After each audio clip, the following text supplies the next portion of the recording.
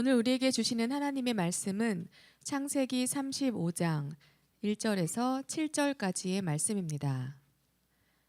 창세기 35장 1절에서 7절까지의 말씀입니다. 제가 가진 성경책 구약 성경 53쪽에 있습니다. 봉독하겠습니다. 하나님이 야곱에게 이르시되 일어나 베델로 올라가서 거기 거주하며 네가 네 형 에서의 낯을 피하여 도망하던 때에 네게 나타났던 하나님께 거기서 제단을 쌓으라 하신지라. 야곱이 이에 자기 집안 사람과 자기와 함께한 모든 자에게 이르되 너희 중에 있는 이방 신상들을 버리고 자신을 정결하게 하고 너희들의 의복을 바꾸어 입으라. 우리가 일어나 베델로 올라가자. 내 환난 날에 내게 응답하시며 내가 가는 길에서 나와 함께 하신 하나님께 내가 거기서 제단을 쌓으려 하노라 하매 그들이 자기 손에 있는 모든 이방 신상들과 자기 귀에 있는 귀고리들을 야곱에게 주는지라. 야곱이 그것들을 세겜 근처 상수리 나무 아래에 묻고 그들이 떠났으나 하나님이 그 사면 고을들로 크게 두려워하셨으므로 야곱의 아들들을 추격하는 자가 없었더라. 야곱과 그와 함께한 모든 사람이 가나안 땅 루스 곧 베델에 이르고 그가 거기서 제단을 쌓고 그곳을 엘 베델이라 불렀으니 이는 그의 형이 낯을 피할 때에 하나님이 거기서 그에게 나타나셨음이더라. 아멘. 아멘. 할렐루야. 우리 말씀의 제목을 함께 읽습니다. 시작. 베델로 올라가라. 오늘 본문 35장은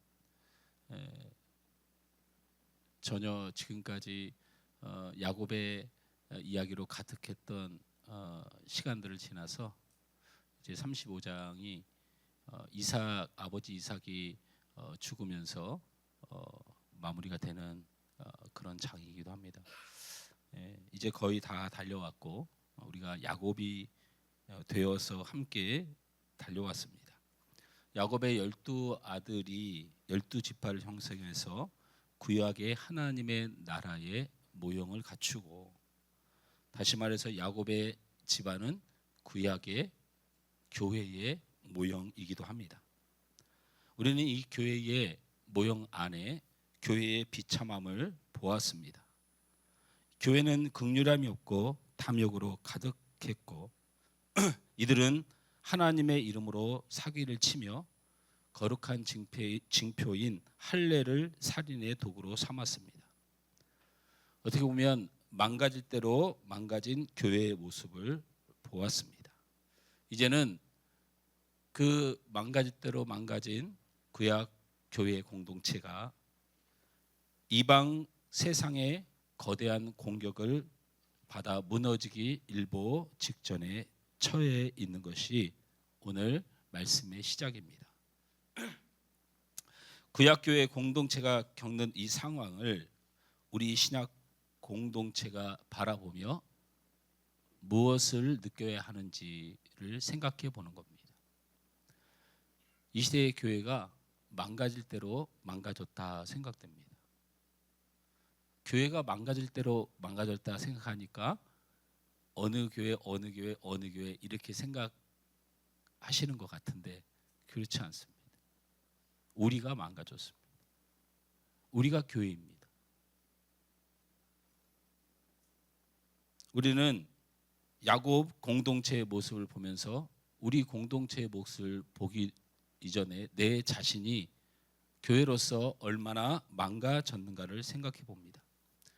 만약에 하나님이 언약하신 약속이 없었다면, 하나님이 허락하신 예수 그리스도의 보혈의 공로가 없었다면 이 망가짐은 회복할 길이 없을 것입니다.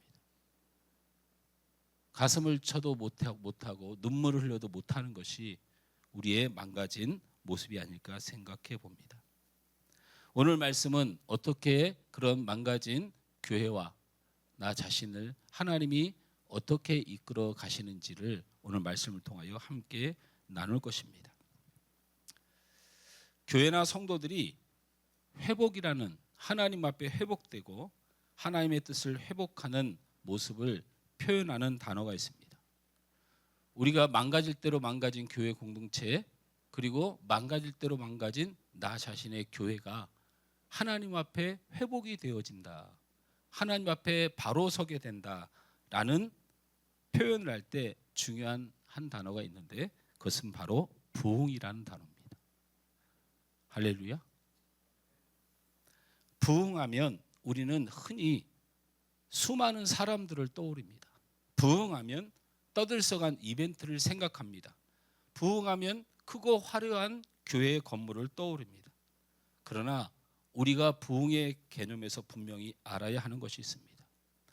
오늘 본문 35장 1절을 어떻게 시작하냐면 하나님이 야곱에게 이르시되라는 말로 시작돼요. 이러한 하나님의 회복의 역사가 시작하기 전 그분의 말씀이 시작되었음을 선포하는 것입니다. 이 말은 부흥은 인간이 만드는 것이 아니고 하나님 편에서 시작하는 일이라는 것을 믿으시길 주님으로 축원합니다. 아무것도 할 수 없는 상황에 놓인 야곱, 기도조차도 하지 못하는 야곱에게 하나님이 말씀하며 찾아오십니다. 이래서 부흥은 하나님이 시작하는 일입니다. 부흥은 하나님의 주권적 역사입니다. 하나님이 야곱의 집안을 더 이상 지켜볼 수 없어서 찾아오시는 것을 부흥이라고 합니다. 그것은 바로 아브라함과 이삭과 야곱에게 약속하셨던 하나님의 언약 때문입니다. 교회가 되고 신앙을 잃은 사람들이 다시 신앙으로 서게 되고 하나님을 믿지 않던 사람들이 하나님의 백성으로 돌아오는 이 부흥은 어떤 인간의 수단이 사용되고는 있지만 그것을 시작하시는 분은 하나님이신 줄 믿으시길 바랍니다. 교회와 성도는 하나님이 그리스도 예수의 피값으로 세우신 것입니다. 교회와 성도는 그리스도의 신부이고 그리스도의 충만이고 그리스도의 전부입니다. 다시 말하면 교회와 성도는 예수 그리스도에 함께 연합된 자들이라는 것입니다. 이 얘기는 어떤 얘기냐면 하나님은 그래서 그리스도를 버릴 수 없음 같이 하나님의 교회를 버릴 수가 없는 것입니다. 하나님이 그리스도를 버릴 수 없는 것과 같이 여러분을 버릴 수 없는 것입니다. 교회와 성도를 버릴 수 없는 하나님의 언약이 다른 말로 말하면 부흥입니다. 할렐루야.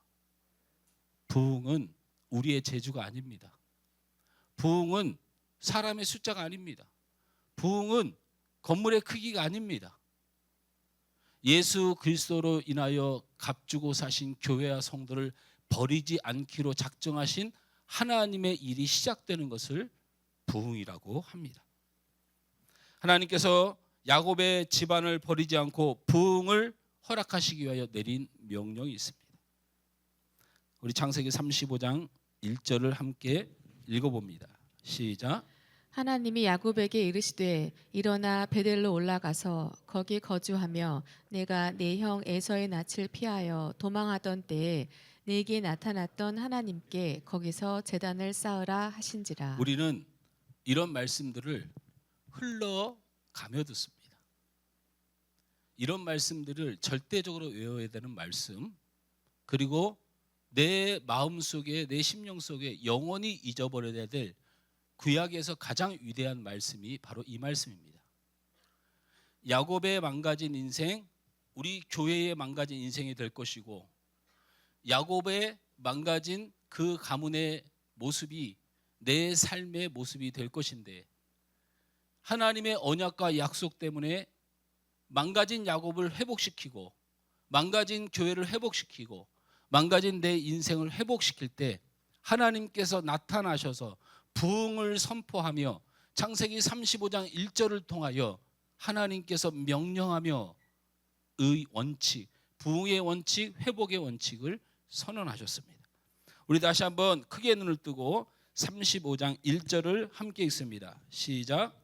하나님이 야곱에게 이르시되 일어나 베델로 올라가서 거기 거주하며 내가 내 형 에서의 낯을 피하여 도망하던 때에 내게 나타났던 하나님께 거기서 제단을 쌓으라 하신지라. 첫째, 하나님은 부흥과 회복을 위하여 여러분을 살려내기 위하여 우리 하나님 명령하십니다. 첫째, 일어나라. 아멘. 일어나라 명령하십니다. 원어로는 쿰입니다. 어디서 많이 들어본 말이죠. 예수께서 회당장 야이로의 죽은 딸을 살리실 때 하신 명령입니다. 달리다 쿰. 소녀야 일어나라. 쿰이라는 말은 일어나라는 말이지만 잠에서 깨어났다라는 원어 해석입니다. 야곱은 세겜에서 10년을 살았습니다. 평소처럼 열심히 살았겠지요. 야곱이 잠을 많이 잤겠습니까? 그리고 지금이 잠을 잘 때입니까? 그렇지 않습니다. 오늘 본문을 구체적으로 말할 필요 없이 말씀만 붙들고 요점을 강하게 말하고자 하는 의지가 있어서 그렇지, 오늘 말씀 안에서 무슨 일이 일어납니까? 이 말씀을 붙들고 야곱이 자기의 자손들에게 하나님께서 명령하신 명령을 받들고 베델로 올라가자. 그리고 내가 너희에게 내 평생에 하나님 앞에 부족했던 것들을 회개하며 명령 3가지를 하죠. 그 명령을 붙들고 온 집안이 베델로 향할 때에 어떤 일이 일어납니까? 세겜 땅과 가나안 땅과 브리스족 속의 모든 연합군이 바로 그 연약하여 쫓겨 도망가는 야곱의 집안을 두려워하여 접근하지 못하도록 하나님이 역사하셨다 했습니다. 여러분, 우리의 질고 우리의 인생의 문제, 여러분의 앞날, 여러분이 개척하려고 애쓰는 것을 볼 때마다 이 세상이 그렇게 호락하지 않고 내 심령이 그렇게 세상을 향하여 만족하지 못하며 내 육신의 연약함이 내 생각보다 많이 부족함을 알게 되는 인생을 살아가면서 이제는 하나님께서 원하시는 뜻을 쫓으면 우리 하나님께서 우리를 창조하시고 우리의 인생을 섭리하시고 우리의 인생을 책임지신 하나님으로서 하실 일을 하실 텐데, 하나님이 하실 일을 여러분이 하고 있어요. 그것이 최고인 줄 알고 그것이 대단한 건 줄 알고, 여러분 하나님이 명령하신 말씀을 들으시길 전에 축원합니다. 세겜 땅에서 10년을 살았던 야곱은 평생에 게으른 적이 한 번도 없는 사람 아닙니까? 라반 외삼촌의 집에서 얼마나 열심히 살았습니까? 세겜 땅에 와서 남의 민족 앞에서 얼마나 열심히 살았습니까? 세겜 땅 들녘에서 얼마나 열심히 살았으면 세겜 왕이 그 부지런함과 열심과 그 번영을 자기 민족에 흡수시키고 싶을 정도로 야곱은 게으른 사람이 아니었습니다. 그런데 오늘 성경에 뭐라고 말합니까? 쿰 하라를 일어나라고 명령하는 거예요. 잠을 자고 있다고 명령하는 거예요. 야곱은 잠을 잔 적이 없습니다. 야곱은 부지런했습니다. 열심히 살았던 사람입니다. 그러나 하나님의 평가는 너 지금 잠을 자고 있다. 이렇게 말해도 잠을 자는 사람이 있어요. 제가 설교 준비하면서 내가 쿰 일어나 그러면 자다 깰 줄 알았더니 역시 자는 사람은 계속 잡니다. 신앙도 비슷할 가능성이 많아요. 안 들리는 사람은 죽어도 안 들립니다. 예수의 보혈의 은혜가 예수를 막 설명해야 가슴에 적시는 게 아니에요. 내 심령 상태를 보시라고요. 내 심령 상태를. 그냥 교회 십자가만 봐도, 앉았는데 찬양을 시작하기도 전에도, 내가 시험을 당하고 고통을 당할 때에도, 내 일이 잘 되고 내 자녀가 잘 될 때에도, 내 건강이 아파오고 세상을 살아갈 힘이 없을 때에도 그 예수의 보혈의 은혜가 나를 적셔가는, 이거 아니면 어떻게 구원을 받았다고 우리가 말할 수 있습니까? 바로 이 쿰이라는 단어가 제발 고만 자라는 거예요. 그렇게 은혜를 못 받아서, 그렇게 예수의 은혜가 없어서, 그렇게 믿음이 없어서 언제고 그렇게 대충 살아서 된다는 것이 아니고, 야곱에게 이제 믿음으로 살라라고 말씀하시는 것입니다. 사랑하는 성도 여러분, 지난 세월을 돌아보시고 지난 시간을 돌아보십시오.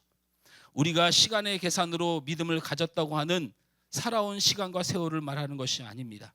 우리가 하나님의 은혜와 그 하나님의 백성으로서 얼마나 많은 시간을 살아왔나를 계산해 보자는 겁니다. 하루 24시간 동안에 오늘 기도 참 잘하셨습니다. 24시간 기도한다 그러니 속으로 24시간 무슨 수로 기도해 이렇게 생각하시는 분도 있겠죠. 그게 자랑입니까?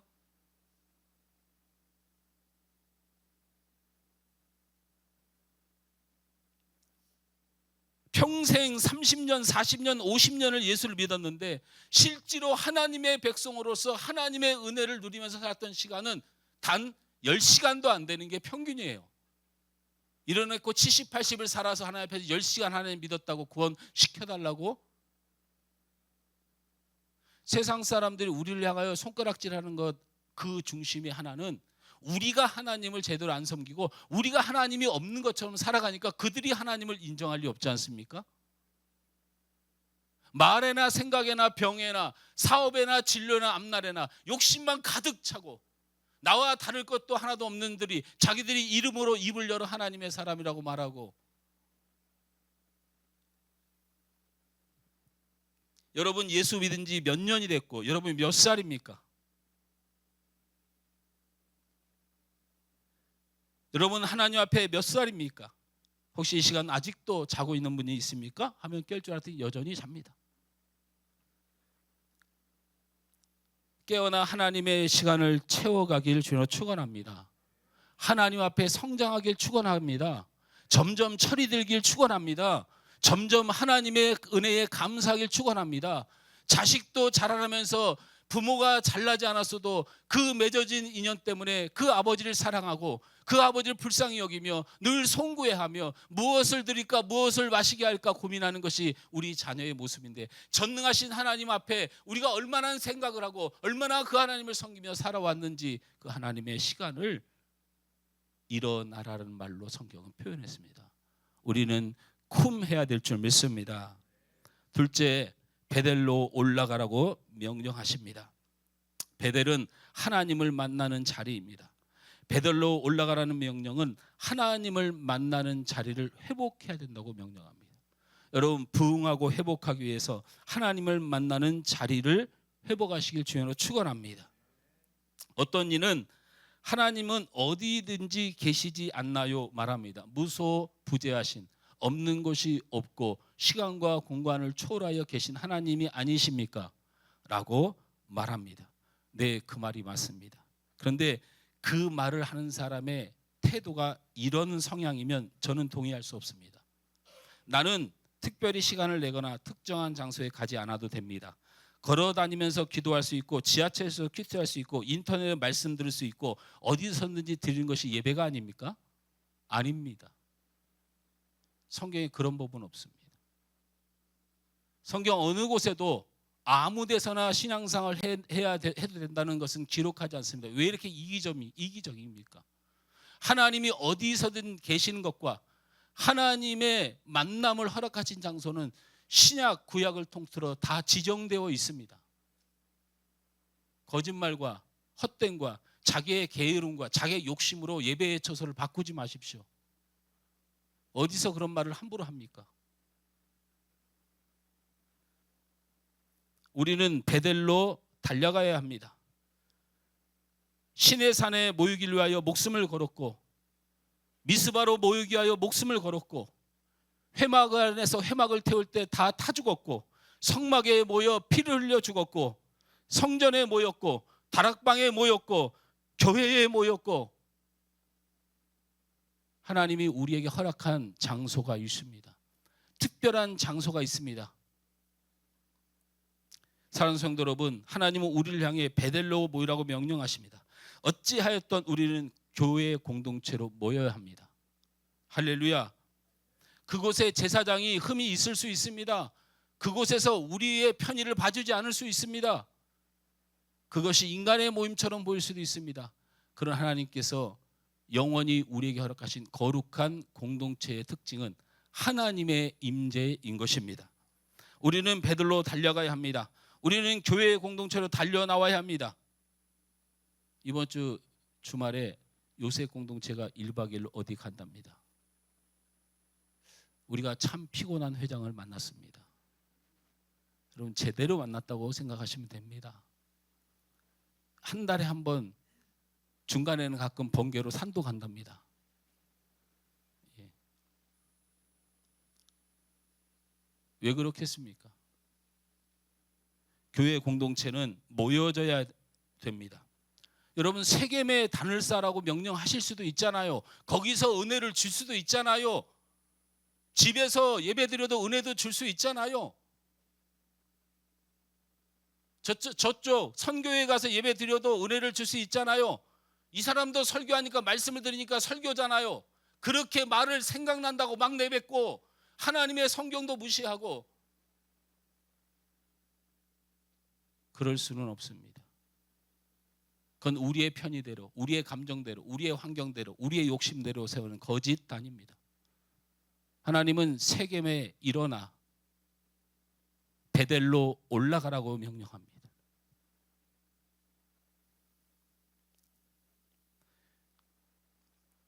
세겜에 단을 쌓을 수 있지만 굳이 베델로 가라고 말씀하셨을까요? 세상 속에서 우리를 이기고 하나님을 만나기란 쉽지 않습니다. 예배가 탐욕으로 물듭니다. 저는 오늘 찬양을 들으면서 큰일 났다 생각했습니다. 오늘 예배팀이 찬양하는데 Nothing 뭐 임파서블 나오고 난리 났습니다. I will 막 이러면서 하는데 영어 발음도 가뜩이나 안 좋은 목사가 큰일 났습니다. 찬양이 은혜가 되던가요? 노래는 은혜가 안 되죠. 그런데 찬양 가운데 임하신 하나님을 체험해야 돼요. 내가 무슨 생각을 했냐면 30대 초반에 그리고 우리 젊은 집사님들이 어제 계속 연습하고 듣고 우리 일주일 동안 뭘 들으면서 살았나요? 김선희 권사님, 임영웅 공안 보셔야 될 줄 믿습니다. 그 사람에게 위로 받아봐야. 여러분, 나는 마음속에 찬양하면서 계속 하나님 앞에 회개했습니다. 하나님, 찬양마저 내 탐욕입니까? 나 같은 죄인 살리신 왜 안 나와요? 이게 예배자의 모습일까요? 저 30대의 귀한 영혼들이 자기 시대에 그래도 몸부림치면서 찬양을 하고 있는데 얼마나 열심히 찬양을 들었으면, 얼마나 열심히 찬양 연습을 했으면 나는 도대체 한 주간 동안 유튜브에서 뭘 검색해서 뭘 듣고 내 차에서 무엇이 흘러나오고 내 입술에서 무엇이 나오는지를 생각하며 하나님, 제가 회개합니다. 제가 이 창을 모르네요. 제가 저희 교회에 5, 6년 전만 해도 찬양을 매주 듣다 보니 우리 예배팀보다 새로운 찬양을 더 많이 알았습니다. 제가 회개했습니다. 모르는 것을 찬양하는 찬양팀이 아니고 아는 것을 찬양하는데 우리가 찬양의 미래를 바라보지 않고 우리는 함께 동참하지 않고 다음 세대를 위해 기도하고 그들을 품는다고 말합니다. 얘네들은 안 속습니다. MZ의 특징이 뭔지 압니까? 진심인 사람에게 진심을 보이는 특징이 있고요. 진심이 없는 사람은 강아지 무시를 하는 경우가 많아요. 진짜입니다. 이게 MZ의 특징입니다. 정확한 논리와 진심을 가지고 다가가 보십시오. 사람도 이런 모습인데 여러분, 하나님을 바라보십시오. 우리는 찬양을 해도 예배를 드려도 우리는 우리의 편의를 찾는 세겜을 찾습니다. 그러나 하나님은 노하십니다. 베델로 당장 올라가라. 내가 너를 만난 그 장소로 가라. 내가 세겜에도 있지만 너는 그것을 핑계대지 말고 당장 베델로 가라. 할렐루야. 우리의 연약함을 아신 하나님께 우리는 더 집중하여 우리 하늘소망교회 모든 일에 예배와 헌신과 교제에 동참하시길 주님으로 축원합니다. 셋째, 단을 쌓으라고 하십니다. 일어나야 하는 이유, 베델로 달려가야 하는 이유는 바로 이 목적을 위해서입니다. 바로 단을 쌓기 위해서입니다. 여러분, 단을 쌓으면 거기서 제사를 드리는 것입니다. 제사를 드린다는 것은 희생의 핏부림을 행한다는 것입니다. 그래서 죄악된 인간이 하나님의 거룩한 하나님 앞에 속죄함을 받고 하나님을 만난다는 것입니다. 하나님의 백성은 그리스도의 피를 지나 하나님 앞에 나아가는 것입니다. 그것이 예배입니다. 예배는 단이 있어야 합니다. 그 단은 희생의 핏부림이 있어야 합니다. 그러기에 우리의 예배에는 그리스도의 피 없이 나갈 수가 없습니다. 그것이 바로 피가 있는 예배입니다. 우리 옆 사람에게 축복합니다. 피가 있는 예배를 드립시다. 피가 있는 예배를 드립시다. 이게 무슨 말입니까? 잘 들어보십시오. 구약의 성전에서는 항상 피냄새가 진동했어요. 여러분, 향로가 왜 있는 줄 아세요? 향로가? 성전 안에, 성막 안에 향료가 있어요. 그 향료가 뭐 하는 거예요? 지금처럼 뭐 좋은 향수, 방향제, 여러분 이런 거 아닙니다. 피냄새가 너무 지독하니까 향로를 피웠던 거예요. 제사장들이 날마다 정결 의식을 행했어요. 그게 예배가 아니에요. 꼭 깨끗이 씻어야 되는 것이 있었는데 바로 피예요. 그래서 제사장들의 중요한 업무 중에 하나가 향을 피우고 깨끗이 날마다 물청소를 하는 거예요. 이것으로 동원된 인원이 단에서 제사를 집행하는 인원보다 훨씬 더 많았어요. 왜 그럴까요? 맨날 짐승을 잡아서 제사를 드리니까 이 성전 안이 피냄새가 진동을 하는 거예요. 우리 교회에 그리스도의 보혈의 향기가 진동을 해야 돼요. 안 그러면 교회가 아닙니다. 그것은 성전도 아닙니다. 단이 아닌 곳입니다.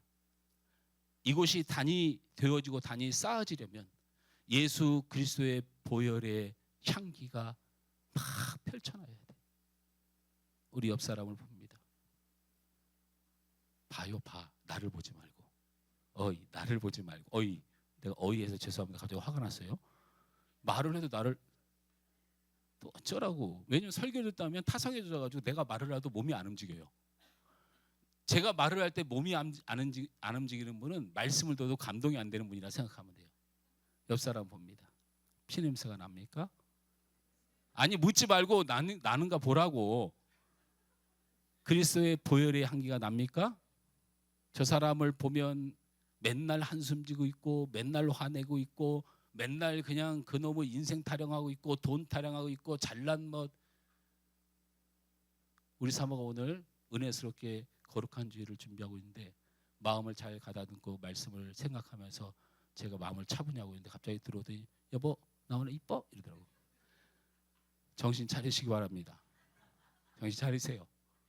제가 저쪽 보고 안 하겠습니다. 정신 차리셔야 됩니다. 그래서 내가 아무 말도 안 하고 우회적으로 가만히 있었더니 희란이가 나 이쁘다 그러는데 왜 당신은 아무 말도 안 해? 그걸 따지기 시작합니다. 정신 차리시기 바랍니다. 여러분, 우리에게 나는 냄새가 사람 냄새에 날 수도 있습니다. 죄악의 냄새가 날 수도 있습니다. 그리고 우리의 연약함의 냄새가 날 수도 있습니다. 근데 진짜 나야 되는 냄새, 그리스도의 향기와 그리스도의 보혈을 흘러 값지고 사진 인생이 되어서 날마다 내 죄성을 바라보며 미안하고 그 주님의 사랑 앞에 날마다 겸손해지면서 이런 그리스도의 보혈의 향기가 바로 피의 예배이고 피의 단입니다. 이 단을 쌓아야 합니다. 이 피의 냄새가 나야 합니다. 그리스도의 향기가 나야 합니다. 그리스도의 보혈의 은혜에 젖은 그 성도다운 냄새가 교회의 냄새고 성도의 냄새입니다. 교회에 갔더니 부자들의 냄새가 납니다. 교회 갔더니 학벌의 냄새가 납니다. 교회 갔더니 자기 잘난 맛의 냄새가 납니다. 어둡고 악한 사단의 역사의 냄새가 납니다. 이것은 교회도 아니고 성도도 아닙니다. 우리 안에는 바로 그리스도의 보혈의 그리스도의 향기의 냄새가 나야 할 줄 믿습니다. 이렇게 야곱이 충격적인 너 왜 그랬어? 너 왜 이렇게 살아서 묻지 않으세요? 하나님이 명령하십니다. 야곱의 집안을 살리기 위하여 그리고 야곱을 살리기 위하여 하나님의 언약을 지키기 위하여 그의 과거를 일절 묻지 않고 이 세 가지 명령을 하신 겁니다. 첫째가 뭡니까? 일어나라. 쿰! 영혼이 깨어서 하나님을 바라보고 하나님을 향한 시간을 채워라. 두 번째가 뭡니까? 베델로 올라가라. 하나님의 교회 공동체를 귀하게 여기며 주님 앞에 나오길 주님으로 축원합니다. 세 번째 뭐라고 말합니까? 단을 쌓아라. 그리스도의 피의 냄새가 가득하도록, 그리스도의 향기가 가득하도록, 이것을 강도의 소굴을 만들지 말고 탐욕과 욕심의 소굴을 만들지 말라고 우리 하나님께서 엄히 명령하십니다. 이 명령을 들은 야곱은 일어나서 자기의 자녀들에게 세 가지 부탁을 합니다. 오늘 그 믿음으로 섰다면 이젠 여러분이 행할 것이 세 가지입니다. 잘 들으십시오. 여러분, 하나님의 전으로 나왔습니다. 예수를 믿습니다. 그래서 하나님의 명령을 다 지키고 이 자리에 있습니다. 이제는 야곱을 통하여, 야곱의 입술을 통하여 하나님이 그렇게 순종하는 하나님의 자녀들에게 축복할 때에 우리에게 요구하는 세 가지입니다. 첫째, 따라합니다. 이방 신상을 버리라. 이방 신상을 버리라. 여러분, 옆 사람에게 축복합니다. 우상을 버리십시오. 우상을 버리십시오. 야곱이 일어나서 하나님의 명령을 따라 하나님을 만나러 가려 했더니 걸리는 게 세 가지 있었습니다. 그것 중에 하나가 우상이었습니다. 라헬이 하란에서 도망 나올 때 드라빔이라는 우상을 가지고 나왔습니다. 야곱의 종들은 모두 출신이 메소포타미아 지역입니다. 그곳에 온갖 우상들을 집안에 가지고 있었습니다. 야곱의 아들들은 세겜탕에서 금은을 약탈했습니다. 자기의 욕심을 세상 가운데 채웠습니다. 그곳에는 우상 신상이 가득했습니다. 야곱의 집안이 하나님을 안 믿은 집안이 아니고 하나님을 믿는데 그 안에 우상이 가득했다는 걸 기억하십시오. 우리가 하나님을 믿는 사람들이다. 이 시간에 하나님 앞에 나와 있습니다. 그러나 우리 안에 우상들이 가득 차 있다는 것을 잊지 마십시오. 사랑하는 여러분, 하나님을 얼마나 사랑하십니까? 아니, 다시 묻겠습니다. 여러분, 하나님만 사랑하십니까? 남편을 90% 사랑하고 옆집 남자를 10% 사랑해도 되는 것은 정당화될 수 없습니다. 주의 신부라면 주님을 100% 사랑하는 것이 맞습니다. 제가 어거지를 쓰는 게 아닙니다.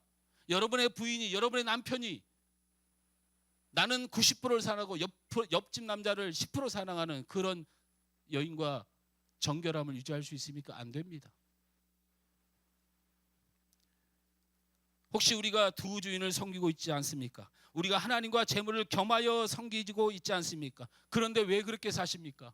여러분이 재물 때문에 예배를 버리고 여러분의 사람 관계 때문에 하나님을 만남을 거부하는 것을 하나님 앞에서 하나님을 더 하나님만 사랑한다고 말할 수 있겠습니까? 우리 안에 우상을 버리시기 주님을 축원합니다. 두 번째 부탁은 이렇게 합니다.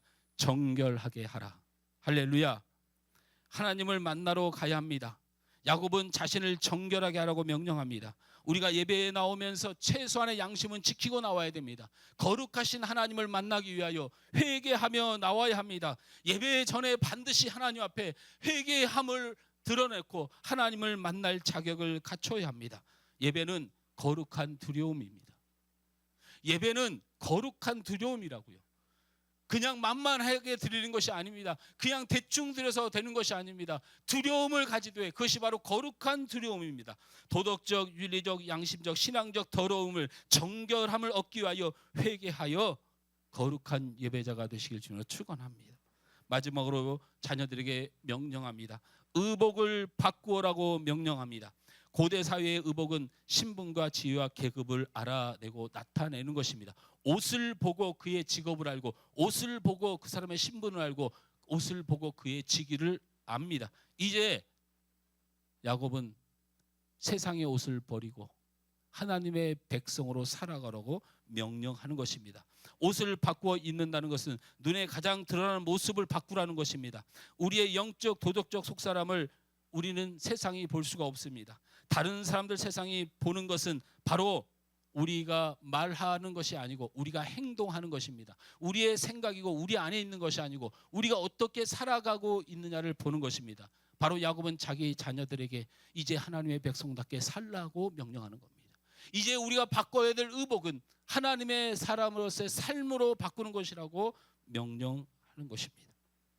사랑하는 성도 여러분, 저도 부흥을 했으면 좋겠고 여러분의 가정도 부흥을 했으면 좋겠습니다. 그리고 우리 교회도 부흥하길 축원합니다. 그렇다면 하나님의 명령 세 가지를 기억하십시다. 다시 한번 우리 마음속에 새기는 차원에서 이제는 야곱의 이야기는 다음 시간으로 끝납니다. 베델로 올라갔을 때 하나님이 우리에게 어떤 축복을 주시는가를 마지막으로 붙들고 끝낼 것인데, 최소한 오늘 과거를 묻지 않고 망가진 교회를 향하여 비판하지 않고 하나님께서 우리를 회복시키고 부흥의 일을 시작하기 위하여 우리 안에 주신 하나님의 명령 세 가지를 기억합니다. 첫째, 뭐라고 말씀하십니까? 쿰, 일어나라. 두 번째, 뭐라고 말씀하십니까? 베델로 달려가라. 주의 공동체로 여러분의 시간을 함께 하시기 주님으로 축원합니다. 세 번째, 뭐라고 말씀하십니까? 단을 쌓으라. 그리스도의 보혈, 그리스도의 향기가 되도록 우리에게 신앙으로 명령하십니다. 야곱이 그의 입술을 통하여 하나님이 우리에게 삶을 바꿀 것을 세 가지를 명령하셨습니다. 첫째, 뭡니까? 우상을 버리라. 하나님만 사랑하십시오. 부부간에도 허용되지 않는 일들을 하나님 앞에 해서는 용서받을 수 없습니다. 하나님만 분명히 사랑하시길 주님으로 축원합니다. 재물이 필요하고 사람이 필요하고 살아가는 열심이 필요 없다는 말로 들으면 안 됩니다. 그럼에도 불구하고 하나님을 가장 사랑하는 여러분의 모습이 증거로 드러나야 된다는 거죠. 두 번째, 정결해야 됩니다. 거룩한 예배자가 되실 주님으로 축원합니다. 두려움을 가진 거룩한 예배자가 되십시오. 죄악을 용서해달라고, 나의 부도덕함을 용서해달라고, 내가 신앙 안에 살지 못했음을 용서해달라고 예배 전에 오셔서 회개하며 주님 앞에 나와가야 됩니다. 왜냐하면 우리는 거룩하신 하나님을 만나기 때문입니다. 마지막으로 의복을 바꾸십시오. 세상 사람들이 우리의 옷을 보고 하나님의 사람이구나, 우리의 행동과 우리의 삶을 보고 그리스도인이구나 라고 하는 증거를 얻기 위하여 여러분 삶이 새로워지길 주님으로 축원합니다. 이런 일이 일어날 때 나 자신은 부흥할 것입니다. 우리의 가정이 부흥할 것입니다. 우리의 교회가 부흥될 줄 믿습니다.